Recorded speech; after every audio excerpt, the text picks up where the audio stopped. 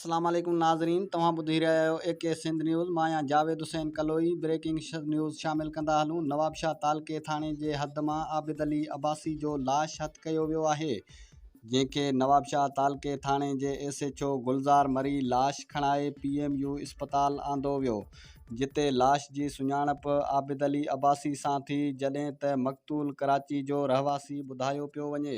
जॾहिं त मक़तूल जो पुटु कराची खां नवाबशाह PMU अस्पताल पहुची वियो, जिते आबिद अली अब्बासी जे पुट जो चवणु हुयो त कल्ह सुबुह जो कराची खां निकितो हुयो, जॾहिं त मुंहिंजो वालिद MQM जो कारकुन हुयो ऐं ख़बर नाहे त मुंहिंजे वालिद सां कंहिंजी दुश्मनी हुई। हिन चयो त पोस्टमार्टम कराए लाश कराची खणी वेंदुसि ऐं इंशाअल्लाह जल्दी मुंहिंजे वालिद जा क़ातिल गिरफ़्तार कया वेंदा।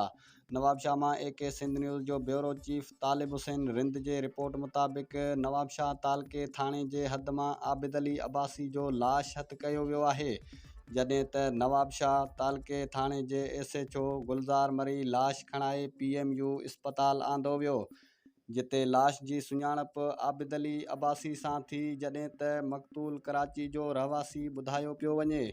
जॾहिं त मक़तूल जो पुटु कराची खां नवाबशाह PMU अस्पताल पहुची वियो, जिते आबिद अली अब्बासी जे पुट जो चवणु हुयो त कल्ह सुबुह जो कराची खां निकितो हुयो, जॾहिं त मुंहिंजो वालिद MQM जो कारकुन हुयो।